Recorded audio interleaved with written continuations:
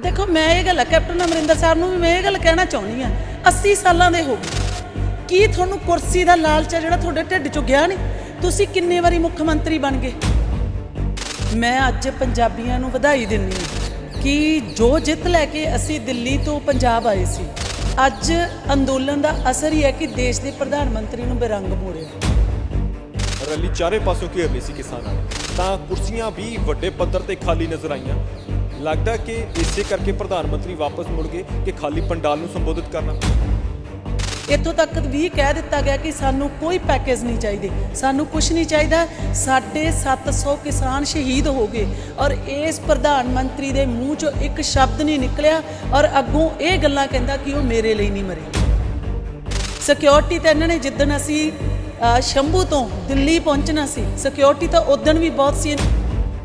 देखो सब तो वड्डी गल तो मनजिंदर सिरसा ये गल कह ही नहीं सकते कि माहौल खराब करना चाहते, खुद तो गदार है। एक सिख कौम का चेहरा होके वो बंदे ने गदारी की है।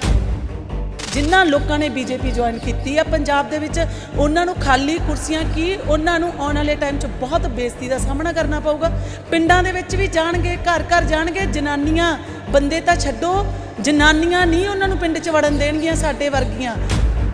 सब तो वड्डा दुख है कि असीं अंदोलन जित गए पर ना साडे परचे रद्द होए। मेरे ते भी परचे है, तुहानूं सब नूं पता ही है। 750 लोग शहीद हो गए, प्रधानमंत्री उहदे ते नहीं बोले। मतलब चाहुंदे की आ ओह।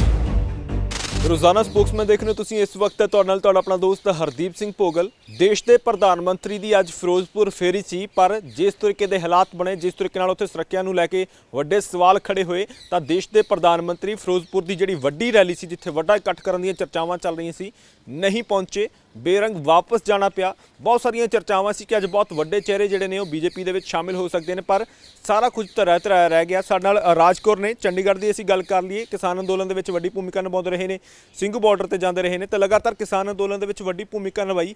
अज जो होया उस चीज़ नूं किस नज़रिए नाल देखदे ने समझण दी कोशिश करांगे। राज जी समझण दी कोशिश करिए, देश के प्रधानमंत्री का इस तरीके नाल बेरंग वापस जाना लगता कि किसानां दे अंदोलन का असर हले भी पंजाब दे विच है। बिल्कुल हरदीप, मेरे ख्याल दे विच मैं अज पंजाबियां नूं वधाई दिंदी हां कि जो जित लैके असीं दिल्ली तो पंजाब आए सी अज अंदोलन का असर ही है कि देश के प्रधानमंत्री नूं बेरंग मोड़िया। साडे पंजाबियां ने इकट्ठे होके मतलब बहुत वधिया लग्या कि 8 जथेबंदियां ने कॉल दित्ती सी सिर्फ, बाकी जथेबंदियां तो सारियां सियासी हो गईयां। 8 जथेबंदियां ने तो माझा ब्लॉक ने सब तो ज़्यादा जानी कि जिहड़ी वो कॉल दित्ती सी और प्रधानमंत्री नूं मोड़न दे विच साडे जिहड़े पंजाबी आ अज पंजाब दी जिहड़ी अणख आ मतलब ओहदी जित आ कि हाँ पंजाबी अणखी हुंदे ने। वाकई उन्होंने दिखाता तो देश के प्रधानमंत्री नूं बेरंग मोड़िया। इत्थों तक भी कह दिता गया कि सानू कोई पैकेज नहीं चाहिए, सानू कुछ नहीं चाहिए। 750 किसान शहीद हो गए और इस प्रधानमंत्री के मूँह चो एक शब्द नहीं निकलिया और अगों ये गल्लां कहंदा कि वो मेरे लिए नहीं मरे। ठीक है, बहुत घटिया गल्लां ने ये वो साडे देश का राज है। और रही सिक्योरिटी की गल, सिक्योरिटी तो इन्होंने जिद्दन असी शंभू तो दिल्ली पहुँचना सी सिक्योरिटी तो उदण भी बहुत सी। इन्होंने वाटर कैनन करके बहुत कुछ करके साडे लोकां नूं रोकना चाहया पर पंजाबियां नूं रोकना किसी दे वस दी गल नहीं।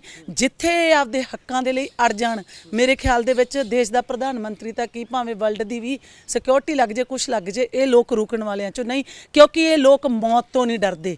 क्योंकि पंजाब कुर्बानियां देण लई पैदा होया, ये ओ कौम इत्थे ओ कौम पैदा होई है, गुरु गोबिंद सिंह जी दे वारस पैदा होए, माई भागो दीयां वारसां पैदा होईयां ने, ये डरदे नहीं किसी तो। जे समझण दी कोशिश करिए जिस तरीके नाल बीजेपी के आगुआं दी हुण स्टेटमेंटां आउणियां शुरू हो गईयां। मनजिंदर सिरसा कहंदे कि कांग्रेस सानू लड़ाउणा चाहुंदी है, पंजाब दे विच माहौल खराब करना चाहुंदी है। सिरसा की इस बाइट जिहड़ी हुण आई है, जिहड़ी खबर सामने आई है जां टिप्पणियां सामने आ रही ने, कहंदे कि माहौल खराब करने की कोशिश हो रही है, हिंदू वर्सेस सिख जां सिखां नूं पढ़ाउणा चाहुंदी है, पंजाबियां नूं आपस च पढ़ाउणा चाहुंदे ने तां माहौल खराब करना चाहुंदी है कांग्रेस। ये जिहड़ियां टिप्पणियां ने इन्हां नूं किवें देखदे हो? देखो सब तो वड्डी गल तो मनजिंदर सिरसा ये गल कह ही नहीं सकते कि माहौल खराब करना चाहते, खुद तो गदार है। एक सिख कौम का चेहरा होके वो बंदे ने गदारी की है साडे लोकां दे नाल।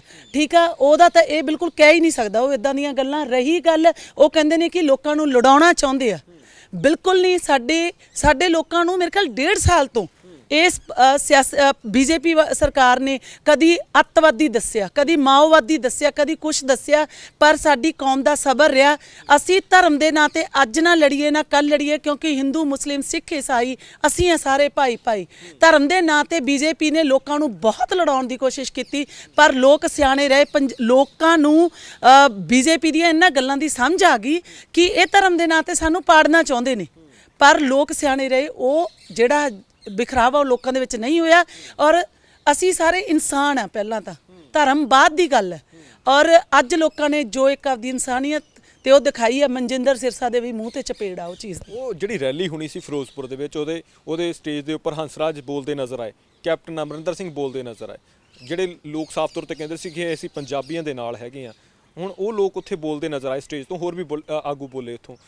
ਜਦੋਂ ਇਹ ਲੋਕ ਬੋਲਦੇ ਨੇ ਜਿਨ੍ਹਾਂ ਨੂੰ ਪੰਜਾਬੀ ਨੇ ਬੜਾ ਪਿਆਰ ਦਿੱਤਾ ਸੀਗਾ ਪਹਿਲਾਂ, ਤਾਂ ਫਿਰ ਜ਼ਿਹਨ ਦੇ ਵਿੱਚ ਦੇਖੋ, ਮੈਂ ਇਹ ਗੱਲ ਕੈਪਟਨ ਅਮਰਿੰਦਰ ਸਾਹਿਬ ਨੂੰ ਵੀ ਮੈਂ ਇਹ ਗੱਲ ਕਹਿਣਾ ਚਾਹੁੰਦੀ ਆ, 80 ਸਾਲਾਂ ਦੇ ਹੋ ਗਏ, ਕੀ ਤੁਹਾਨੂੰ ਕੁਰਸੀ ਦਾ ਲਾਲਚ ਹੈ ਜਿਹੜਾ ਤੁਹਾਡੇ ਢਿੱਡ ਚੋਂ ਗਿਆ ਨਹੀਂ? ਤੁਸੀਂ ਕਿੰਨੇ ਵਾਰੀ ਮੁੱਖ ਮੰਤਰੀ ਬਣ ਗਏ, ਕੀ ਇੱਕ ਕੁਰਸੀ ਦੇ ਲਾਲਚ ਦੇ ਵਿੱਚ ਤੁਸੀਂ ਪਾਰਟੀ ਛੱਡਤੀ? ਕਿੱਡੀ ਘਟੀਆ ਗੱਲ ਆ। ਨੌਜਵਾਨਾਂ ਨੂੰ ਵੀ ਅੱਗੇ ਆਉਣ ਦਿਓ। ਬੋਲੇ ਨਹੀਂ ਉਹ ਸਟੇਜ ਤੋਂ। ਸਭ ਤੋਂ ਜ਼ਿਆਦਾ ਦੁੱਖ ਅੱਜ ਸਿੱਖ ਚਿਹਰਿਆਂ ਤੇ ਹੋ ਰਿਹਾ ਕਿ ਸਾਡੇ 700 ਲੋਕ ਸ਼ਹੀਦ ਹੋ ਗਏ, ਔਰ ਸਿੱਖ ਜਿਹੜੇ ਚਿਹਰੇ ਨੇ ਉਹ ਸਾਡੇ ਚਮਚਾਗਿਰੀ ਕਰ ਰਹੇ ਨੇ ਸਟੇਜ ਦੇ ਉੱਤੇ ਜਾ ਕੇ। ਬਹੁਤ ਮਤਲਬ ਇਹ ਚੀਜ਼ ਕੈਪਟਨ ਅਮਰਿੰਦਰ ਨੂੰ ਇਹ ਚੀਜ਼ਾਂ ਸਮਝਣੀਆਂ ਚਾਹੀਦੀਆਂ ਨੇ ਕਿ ਕੁਰਸੀ ਦੇ ਲਾਲਚ ਅੰਨੇ ਨਾ ਹੋਵੋ। ਇਹ ਪੰਜਾਬੀ ਲੋਕਾਂ ਨੇ ਉਹਨਾਂ ਨੂੰ ਕੁਰਸੀ ਤੇ ਬਿਠਾਇਆ ਸੀ, ਉਸ ਲਾਲਚ 'ਚ ਅੰਨੇ ਹੋ ਕੇ ਤੁਸੀਂ ਪੰਜਾਬ ਦਾ ਨੁਕਸਾਨ ਨਾ ਕਰੋ। ਪਰ ਇੱਕ ਚੀਜ਼ ਦੇਖਣ ਨੂੰ ਮਿਲੀ ਉੱਥੇ ਕਿ ਰੈਲੀ ਬੇਸ਼ੱਕ ਜਿੱਦੀ ਮਰਜ਼ੀ ਵੱਡੀ ਕਰ ਲਈ, ਰੈਲੀ ਚਾਰੇ ਪਾਸੋਂ ਘੇਰ ਲਈ ਸੀ ਕਿਸਾਨਾਂ ਨੇ, ਤਾਂ ਕੁਰਸੀਆਂ ਵੀ ਵੱਡੇ ਪੱਧਰ ਤੇ ਖਾਲੀ ਨਜ਼ਰ ਆਈਆਂ। ਲੱਗਦਾ ਕਿ ਇਸੇ ਕਰਕੇ ਪ੍ਰਧਾਨ ਮੰਤਰੀ ਵਾਪਸ ਮੁੜ ਗਏ ਕਿ ਖਾਲੀ ਪੰਡਾਲ ਨੂੰ ਸੰਬੋਧਿਤ ਕਰਨਾ ਪੈਣਾ। ਬਿਲਕੁਲ ਬਿਲਕੁਲ, ਖਾਲੀ ਪੰਡਾਲ ਨੂੰ ਹੀ ਸੰਬੋਧਿਤ ਕਰਨਾ ਪੈਣਾ ਸੀ, ਕਿਉਂਕਿ ਉਹ ਇੱਕ ਚਾਲ ਸੀ ਪੰਜਾਬ ਦਾ ਮਾਹੌਲ ਖਰਾਬ ਕਰਨ ਦੀ। ਪਰ ਸਾਡੇ ਲੋਕਾਂ ਨੇ ਸ਼ਾਂਤਮਈ, ਉੱਥੇ ਕੋਈ ਵੀ ਗਲਤ ਚੀਜ਼ ਨਹੀਂ ਹੋਈ। ਇਹ ਦੇਖਿਆ ਇੰਨਾ ਇਕੱਠ ਸੀ, ਸਾਡੀਆਂ 8 ਜਥੇਬੰਦੀਆਂ ਨੇ ਲੋਕਾਂ ਨੂੰ ਸੰਭਾਲਿਆ, ਬਹੁਤ ਉੱਥੇ ਧਿਆਨ ਰੱਖਿਆ। ਔਰ ਮੇਰੇ ਖਿਆਲ ਦੇ ਵਿੱਚ ਉਹਨਾਂ ਨੇ ਆਪਦੀ ਇਹ ਚੀਜ਼ 'ਚ ਇਨਸਲਟ ਹੀ ਫੀਲ ਕੀਤੀ ਕਿ ਮੈਂ ਖਾਲੀ ਕੁਰਸੀਆਂ ਨੂੰ ਸੰਬੋਧਨ ਕਰਨਾ ਪਊ। ਔਰ ਆਉਣ ਵਾਲੇ ਟਾਈਮ ਦੇ ਵਿੱਚ ਵੀ ਜਿਨ੍ਹਾਂ ਲੋਕਾਂ ਨੇ ਬੀਜੇਪੀ ਜੁਆਇਨ ਕੀਤੀ ਆ ਪੰਜਾਬ ਦੇ ਵਿੱਚ, ਉਹਨਾਂ ਨੂੰ ਖਾਲੀ ਕੁਰਸੀਆਂ ਕੀ, ਉਹਨਾਂ ਨੂੰ ਆਉਣ ਵਾਲੇ ਟਾਈਮ 'ਚ ਬਹੁਤ ਬੇਇੱਜ਼ਤੀ ਦਾ ਸਾਹਮਣਾ ਕਰਨਾ ਪਊਗਾ। ਪਿੰਡਾਂ ਦੇ ਵਿੱਚ ਵੀ ਜਾਣਗੇ, ਘਰ ਘਰ ਜਾਣਗੇ। ਜਨਾਨੀਆਂ, ਬੰਦੇ ਤਾਂ ਛੱਡੋ, ਜਨਾਨੀਆਂ ਨਹੀਂ ਉਹਨਾਂ ਨੂੰ ਪਿੰਡ 'ਚ ਵੜਨ ਦੇਣਗੀਆਂ ਸਾਡੇ ਵਰਗੀਆਂ, ਕਿਉਂਕਿ ਜਿੱਥੇ ਸਾਨੂੰ ਬੀਜੇਪੀ ਵਾਲੇ ਦੀਂਦੇ ਉੱਥੇ ਸਾਨੂੰ 700 ਲੋਕਾਂ ਦੀ ਸ਼ਹੀਦੀ ਦਿਖਦੀ ਆ, ਸਾਨੂੰ ਉਹ ਮਾਵਾਂ ਦੇ ਅਥਰੂ ਦਿਖਦੇ ਨੇ। ਸਾਨੂੰ ਇਸ ਕਰਕੇ ਸਾਡੀ ਬੀਜੇਪੀ ਨਾਲ ਕੋਈ ਲੜਾਈ ਨਹੀਂ ਆ। ਜੇ ਬੀਜੇਪੀ ਨੇ ਕਾਲੇ ਕਾਨੂੰਨ ਲਿਆਂਦੇ ਤਾਂ ਸਾਡੀ ਉਹਨਾਂ ਨਾਲ ਕੋਈ ਲੜਾਈ ਪਈ। ਅੱਜ ਤੋਂ ਪਹਿਲਾਂ ਬੀਜੇਪੀ ਨੂੰ ਕੌਣ ਗਲਤ ਕਹਿੰਦਾ ਸੀ?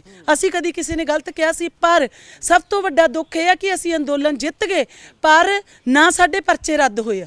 ਮੇਰੇ ਤੇ ਵੀ ਪਰਚੇ ਆ, ਤੁਹਾਨੂੰ ਸਭ ਨੂੰ ਪਤਾ ਹੀ ਹੈ। 750 ਲੋਕ ਸ਼ਹੀਦ ਹੋ ਗਏ, ਪ੍ਰਧਾਨ ਮੰਤਰੀ ਉਹਦੇ ਤੇ ਨਹੀਂ ਬੋਲੇ।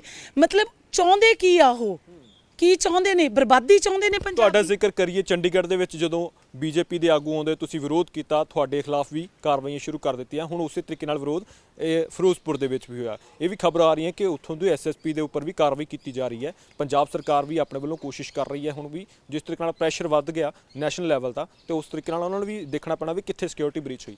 ਲੱਗਦਾ ਕਿ ਜਿਵੇਂ ਤੁਸੀਂ ਜ਼ਿਕਰ ਕਰ ਰਹੇ ਸੀ ਕਿ ਪਰਚੇ ਹੋਏ ਤੇ ਰੱਦ ਨਹੀਂ ਹੋਏ, ਕਿਸਾਨ ਮੂਵਮੈਂਟ ਤਾਂ ਹੀ ਸੀਗੀ ਕਿ ਅਸੀਂ ਸਾਰੀਆਂ ਚੀਜ਼ਾਂ ਵਾਪਸ ਕਰਵਾਉਣੀਆਂ ਨੇ, ਉਸ ਤੋਂ ਬਾਅਦ ਅਸੀਂ ਆਪਣਾ ਅੰਦੋਲਨ ਚੱਕਿਆ। ਲੱਗਦਾ ਕਿ ਹੱਲੇ ਵੀ ਬਹੁਤ ਸਾਰੀਆਂ ਚੀਜ਼ਾਂ ਪੈਂਡਿੰਗ ਪਈਆਂ ਜਿਨ੍ਹਾਂ ਦੀ ਗੱਲ ਹੀ ਨਹੀਂ ਹੋ ਰਹੀ। ਕਿਸਾਨ ਸਿਆਸੀ ਹੋ ਗਏ। ਬਿਲਕੁਲ, ਔਰ ਮੈਂ ਸੱਚ ਅੱਜ ਮੈਂ ਬਿਲਕੁਲ ਕਹਿਣ ਤੋਂ ਉਹ ਨਹੀਂ ਕਰੂੰਗੀ, ਜਥੇਬੰਦੀਆਂ ਦੀ ਵੀ ਕਿਤੇ ਨਾ ਕਿਤੇ ਕਮੀ ਰਹੀ ਆ। ਪਰਚੇ ਰੱਦ ਹੋਏ ਬਿਨਾ ਉੱਥੋਂ ਨਹੀਂ ਸੀ ਉੱਠਣਾ ਚਾਹੀਦਾ। ਸਾਨੂੰ ਜੋ ਸਾਡੀਆਂ ਡਿਮਾਂਡਸ ਸੀਗੀਆਂ, ਡਿਮਾਂਡਸ ਕਾਲੇ ਕਾਨੂੰਨ ਰੱਦ ਕਰਾਉਣੀਆਂ ਸੀ, ਉਹ ਹੋ ਗਏ। ਬਟ ਜਿਹੜੇ ਪਰਚੇ ਆ ਨੌਜਵਾਨਾਂ ਦੇ ਉੱਤੇ, ਫਸਟ ਚੀਜ਼ ਉਹ ਹੋਣੀ ਚਾਹੀਦੀ ਸੀ, ਕਿਉਂਕਿ ਉਹ ਸਭ ਤੋਂ ਵੱਡਾ ਨੁਕਸਾਨ ਆ ਨੌਜਵਾਨਾਂ ਦਾ, ਜਿਹੜੇ ਪਰਚੇ ਨੇ। ਔਰ ਜਥੇਬੰਦੀਆਂ ਨੂੰ ਸਿਆਸਤ ਦੀ ਪੈ ਗਈ, ਚੋਣਾਂ ਲੜਨ ਦੀ ਪੈ ਗਈ, ਕਿਸੇ ਦੀ ਜ਼ਿੰਦਗੀ ਦੀ ਕੋਈ ਪਰਵਾਹ ਨਹੀਂ ਰਹੀ। ਇਸੇ ਕਰਕੇ ਅੱਜ ਨੌਜਵਾਨਾਂ ਦੇ ਵਿੱਚ ਰੋਸ ਹੈ ਜਿਹੜਾ ਉਹ ਹੈਗਾ ਜਥੇਬੰਦੀਆਂ ਨੂੰ ਲੈ ਕੇ, ਕਿਉਂਕਿ ਅਸੀਂ ਕਹਿੰਦੇ ਇਲੈਕਸ਼ਨ ਲੜੋ। ਇਲੈਕਸ਼ਨ ਲੜਨ ਨੂੰ ਕਿਹਦਾ ਜੀ ਨਹੀਂ ਕਰਦਾ? ਮੇਰਾ ਵੀ ਦਿਲ ਕਰਦਾ ਮੈਂ ਇਲੈਕਸ਼ਨ ਲੜਾਂ, ਮੇਰਾ ਵੀ ਅੱਜ ਚਿਹਰਾ।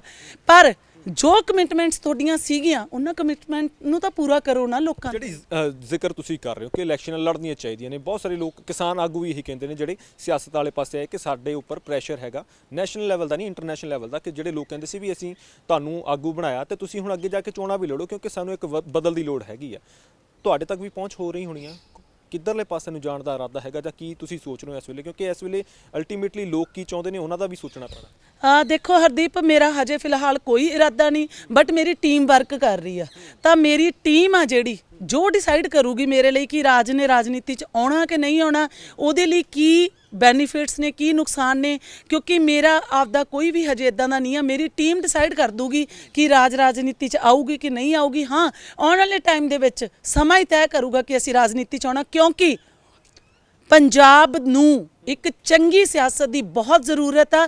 ਜੇ 82 ਸਾਲਾਂ ਦੇ ਬਜ਼ੁਰਗ ਮੁੱਖ ਮੰਤਰੀ ਦੀ ਕੁਰਸੀ ਵੱਲ ਧਿਆਨ ਦਿੰਦੇ ਆ ਤਾਂ ਨੌਜਵਾਨਾਂ ਦਾ, ਇੱਕ 82 ਸਾਲ ਦੇ ਇਨਸਾਨ ਦਾ ਦਿਮਾਗ ਤੇ ਇੱਕ 35-40 ਸਾਲ ਦੇ ਨੌਜਵਾਨਾਂ ਦੇ ਦਿਮਾਗ ਨਹੀਂ ਰਲਣੇ, ਕਿਉਂਕਿ ਪੰਜਾਬ ਦੀ ਸਿਆਸਤ ਨੂੰ ਨੌਜਵਾਨਾਂ ਦੇ ਦਿਮਾਗ ਦੀ ਜ਼ਰੂਰਤ ਆ। ਪੰਜਾਬ ਨੂੰ ਨੌਜਵਾਨੀ ਹੀ ਬਚਾ ਸਕਦੀ ਆ, ਅੱਗੇ ਆਊਗੀ। ਔਰ ਮੈਂ ਸੱਚੀ ਕਹਿੰਨੀ ਅੱਜ ਕਿ ਪੰਜਾਬ ਦੇ ਵਿੱਚ ਰਾਜਨੀਤੀ ਦੇ ਵਿੱਚ ਨੌਜਵਾਨਾਂ ਨੂੰ ਆਉਣਾ ਬਹੁਤ ਜ਼ਰੂਰੀ ਆ। ਇਲੈਕਸ਼ਨ ਲੜਨਾ ਚਾਹੀਦਾ, ਆਜ਼ਾਦ ਲੜੋ। ਅਸੀਂ ਤਾਂ ਕਹਿੰਦੇ ਆ ਲੜਨਾ ਚਾਹੀਦਾ ਇਲੈਕਸ਼ਨ, ਆਜ਼ਾਦ ਲੜੋ। ਆਪਦੇ ਆਪ ਨੂੰ ਅਜ਼ਮਾਉਣਾ ਕਿਸੇ ਨੇ ਤਾਂ, ਕਿਉਂਕਿ ਆਜ਼ਾਦ ਲੜਨ ਦੇ ਨਾਲ ਕਿਸਾਨ ਵੀ ਉਹਨਾਂ ਨੂੰ ਸਪੋਰਟ ਕਰਨਗੇ। ਬਹੁਤ ਸਾਰੇ ਆਗੂ ਜਿਹੜੇ ਚੰਗੇ ਚਿਹਰੇ ਨੇ ਉਹਨਾਂ ਤੱਕ ਪਹੁੰਚ ਹੋ ਰਹੀ ਹੈ। ਬੀਜੇਪੀ ਵੀ ਪਹੁੰਚ ਕਰ ਰਹੀ ਹੈ, ਕਾਂਗਰਸ ਆਪਣੇ ਤਰੀਕੇ ਨਾਲ ਪਹੁੰਚ ਕਰ ਰਹੀ ਹੈ। ਸੰਯੁਕਤ ਸਮਾਜ ਮੋਰਚਾ ਕਹਿੰਦਾ ਕਿ ਜਿਹੜੇ ਵੀ ਬੰਦੇ ਸਾਡੇ ਨਾਲ ਜੁੜੇ ਰਹੇ ਕਿਸਾਨ ਅੰਦੋਲਨ ਦੇ ਦੌਰਾਨ, ਅਸੀਂ ਸਾਰਿਆਂ ਨੂੰ ਕਹਿੰਦੇ ਆ ਵੀ ਅਸੀਂ ਸਾਰਿਆਂ ਤੱਕ ਪਹੁੰਚ ਕਰਾਂਗੇ, ਚਾਹੇ ਉਹ ਕਲਾਕਾਰ ਹੋਣ, ਚਾਹੇ ਜਿਹੜੇ ਆਮ ਲੋਕ ਹੋਣ, ਜਿਹੜੇ ਇਸ ਅੰਦੋਲਨ ਦੇ ਵਿੱਚ ਰਹੇ। ਅਸੀਂ ਸਾਰਿਆਂ ਨੂੰ ਚਿਹਰਾ ਬਣਾਉਣਾ ਚਾਹੁੰਦੇ ਹਾਂ। ਕਿੱਥੋਂ ਕਿੱਥੋਂ ਪਹੁੰਚ ਹੋ ਰਹੀ ਹੈ?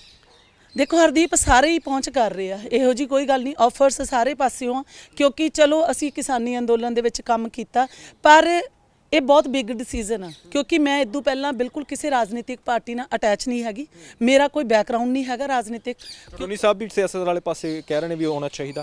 ਤੁਸੀਂ ਉਹ ਚੜੂਨੀ ਗਰੁੱਪ ਦੇ ਨਾਲ ਵੀ ਬੜੀ ਸੇਵਾਵਾਂ ਨਿਭਾਈਆਂ ਨੇ ਆਪਣੇ ਤੋਂ। ਦੇਖੋ ਹਰਦੀਪ, ਮੈਂ ਚੜੂਨੀ ਜਥੇਬੰਦੀ ਦੇ ਨਾਲ ਸ਼ੁਰੂ ਤੋਂ ਹੀ ਤੁਸੀਂ ਦੇਖਿਆ ਹੋਊਗਾ, ਉਹਨਾਂ ਨੇ ਜੋ ਸਿਆਸੀ ਪਾਰਟੀ ਬਣਾਈ ਹੈ, ਰਾਜਕੌਰ ਗਿੱਲ ਉੱਥੇ ਕਿਤੇ ਨਹੀਂ ਖੜੀ, ਸਿਰਫ ਤੇ ਜਥੇਬੰਦੀ ਦੇ ਨਾਲ। ਔਰ ਜਥੇਬੰਦੀ ਨਾਲ ਮੈਂ ਅੱਜ ਵੀ ਹਾਂ, ਜਥੇਬੰਦੀ ਨਾਲ ਮੈਂ ਅੱਜ ਵੀ ਹਾਂ, ਬਟ ਉਹਨਾਂ ਦੀ ਸਿਆਸੀ ਪਾਰਟੀ ਹੈ ਜਿਹੜੀ, ਉਹਦੇ ਨਾਲ ਮੈਂ ਨਹੀਂ ਹੈਗੀ।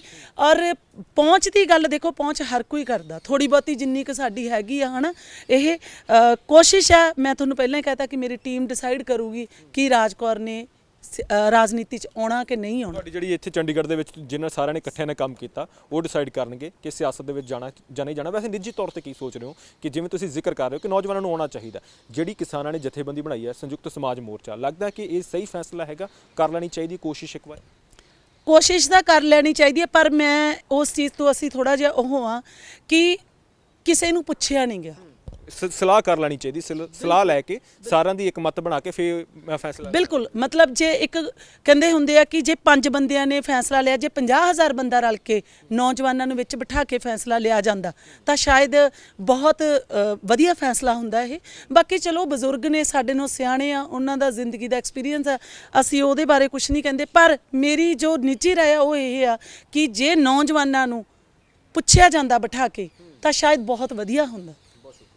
ਸੋ ਇਹ ਸਨ ਰਾਜਕੌਰ ਗਿੱਲ। ਤਮਾਮ ਮਸਲੇ ਤੇ ਗੱਲ ਕਰਕੇ ਸਮਝਣ ਦੀ ਕੋਸ਼ਿਸ਼ ਕੀਤੀ ਹੈ ਕਿ ਜਿਸ ਤਰੀਕੇ ਨਾਲ ਦੇਸ਼ ਦੇ ਪ੍ਰਧਾਨ ਮੰਤਰੀ ਨੂੰ ਬੇਰੰਗ ਵਾਪਸ ਜਾਣਾ ਪਿਆ, ਕਿਉਂਕਿ ਬਹੁਤ ਸਾਰੇ ਵੱਡੀਆਂ ਕਿਆਸ ਰਹੀਆਂ ਸੀ, ਬਹੁਤ ਸਾਰੀਆਂ ਚੀਜ਼ਾਂ ਪੰਜਾਬ ਦੀਆਂ ਸਿਆਸੀ ਫਿਜ਼ਾਵਾਂ ਦੇ ਵਿੱਚ ਚੱਲ ਰਹੀਆਂ ਸੀ ਕਿ ਦੇਸ਼ ਦੇ ਪ੍ਰਧਾਨ ਮੰਤਰੀ ਬਹੁਤ ਸਾਰੀਆਂ ਚੀਜ਼ਾਂ ਜਾਂ ਵੱਡੇ ਚਿਹਰੇ ਜਿਹੜੇ ਨੇ, ਦਿੱਗਜ ਚਿਹਰੇ ਨੇ ਬਾਕੀ ਪਾਰਟੀਆਂ ਦੇ, ਉਹਨਾਂ ਨੂੰ ਸ਼ਾਮਿਲ ਕਰਵਾ ਕੇ ਭਾਜਪਾ 'ਚ ਜਾਣਗੇ। ਤਾਂ ਇੱਦਾਂ ਦਾ ਕੁਝ ਨਹੀਂ ਹੋਇਆ, ਸਗੋਂ ਕਿ ਵੱਡੇ ਸਵਾਲ ਇਸ ਕਰਕੇ ਖੜੇ ਹੋ ਗਏ ਕਿ ਸਿਕਿਉਰਿਟੀ ਬ੍ਰੀਚ ਹੋ ਗਈ ਜਾਂ ਹੋਰ ਹਾਲਾਤ ਉੱਥੇ ਵਿਗੜ ਗਏ। ਤਾਂ ਬਹੁਤ ਸਾਰੀਆਂ ਚਰਚਾਵਾਂ ਚੱਲ ਰਹੀਆਂ ਨੇ। ਤਾਂ ਸਮਝਣ ਦੀ ਕੋਸ਼ਿਸ਼ ਕੀਤੀ ਕਿ ਕਿਸਾਨ ਅੰਦੋਲਨ ਦੇ ਵਿੱਚ ਜਿਹੜੀ ਭੂਮਿਕਾ ਨਿਭਾਉਂਦੇ ਰਹੇ ਨੇ, ਉਹ ਇਸ ਜਿਹੜੀ ਘਟਨਾਕ੍ਰਮ ਹੈਗੇ ਉਹਨੂੰ ਕਿਸ ਨਜ਼ਰੀਏ ਨਾਲ ਦੇਖਦੇ ਨੇ। ਤੁਹਾਡੇ ਜ਼ਿਹਨ 'ਚ ਵੀ ਬਹੁਤ ਸਾਰੀਆਂ ਚੀਜ਼ਾਂ ਹੋਣੀਆਂ ਨੇ, ਤੁਸੀਂ ਸਾਡੇ ਨਾਲ ਸਾਂਝੀਆਂ ਕਰੋ। ਫਿਲਹਾਲ ਇੱਥੇ ਤੁਹਾਡੇ ਤੋਂ ਅੱਗੇ ਲਵਾਂਗੇ ਸਹਿਯੋਗੀ ਸਮੀਰ ਦੇ ਨਾਲ। Hardeep Singh Bhogal, Spokesman TV, Chandigarh.